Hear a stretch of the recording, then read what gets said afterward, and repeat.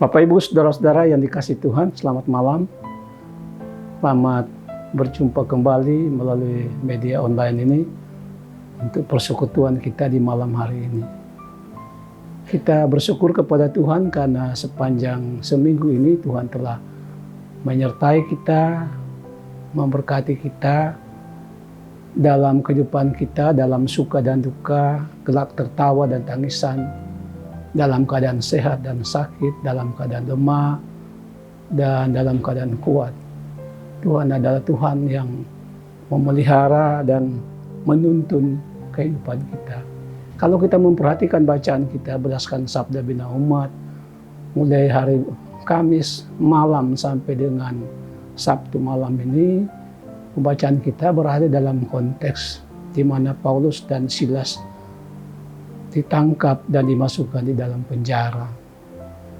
Mereka dipenjara karena Injil Yesus Kristus, tapi terutama karena mereka menyembuhkan seorang perempuan yang dilepas dari rok tenung. Dengan rok tenung ini dia menguntungkan para pejabat dan pembesar-pembesar yang ada di kota Filipi. Karena mereka merasa dirugikan, maka memprovokasi situasi itu sebagai alasan dan kemudian menangkap Paulus dan Silas dan dimasukkan di dalam penjara. Dalam penjara, tangan dan kaki mereka dibelenggu dan dimasukkan di tempat penjara yang paling dalam. Apa yang terjadi? Apa mereka kecewa? Apakah Paulus dan Silas mengeluh? Tidak. Justru pada tengah malam mereka bernyanyi dan berdoa. Ini sesuatu yang luar biasa.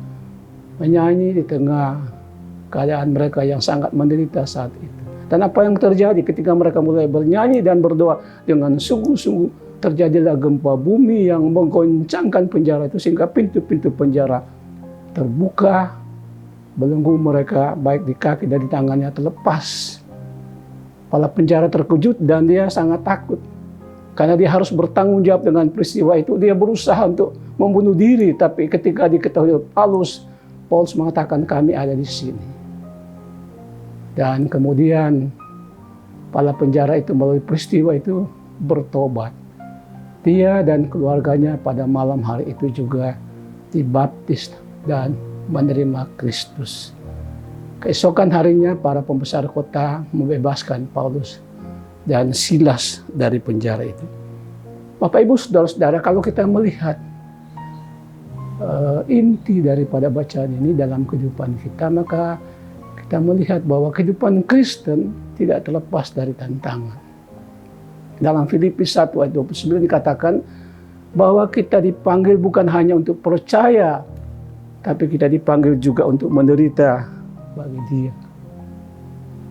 Ada banyak hal yang memenjarakan kehidupan kita, mengikat kehidupan kita, mungkin pergumulan kita, persoalan keluarga kita, dan juga perusahaan pekerjaan kita, dan juga dalam kehadiran kita di tengah masyarakat. Apa yang harus kita buat? Firman Tuhan ini memberi resep supaya kita bernyanyi dan berdoa. Bernyanyi menjadi penting karena kita melihat bahwa Tuhan Yesus sebelum masuk dalam penderitaannya menyanyi. Juga ketika bangsa Israel berada menghadapi tembok Yerikho yang tidak bisa diseberangi, dilewati. Mereka mengelilingi kota itu selama 7 kali, selama 7 hari, dan pada hari yang terakhir dengan 7, sambil mereka menyanyi, dan tembok itu rubuh dengan kekuatan nyanyian.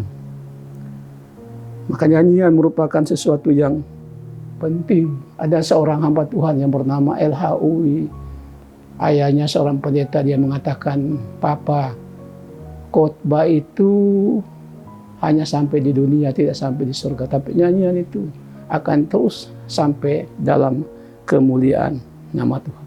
Karena itu di tengah pergumulan dan tantangan kita dipanggil untuk bernyanyi. Dan kedua, berdoa. Berdoa terus menerus. Dengan berdoa berarti kita menghadirkan Tuhan. Kita memanggil Tuhan. Kalau Tuhan hadir di tengah kehidupan kita, maka Ia akan berbuat sesuatu seperti yang dialami oleh Paulus dan Silas. Karena itu dikatakan doa orang yang benar besar khasiat. Bangsa Israel ketika menghadapi musuh orang Amalek di Refidim, kalau mereka tidak berdoa, Ketika Musa mengangkat tangannya, mereka mengalami kemenangan. Tapi kalau Musa menurunkan tangan, mereka kalah. Doa menjadi kekuatan mereka. Kan itu dalam perjalanan kehidupan kita selanjutnya dengan berbagai tantangan. Baik tantangan iman dan tantangan yang kita hadapi dalam kehidupan hari lepas hari. Mari kita bernyanyi. Mari kita berdoa kepada Tuhan. Maka Tuhan akan menghadirkan kuasa-Nya di tengah kehidupan kita. Dan kita akan mengalami pertolongan-Nya, kelimpahan anugerah dan rahmat-Nya yang mendatangkan, menghadirkan kebahagiaan dalam kehidupan kita. Selamat malam, selamat beristirahat. Tuhan memberkati firman-Nya bagi kita sekalian. Amin.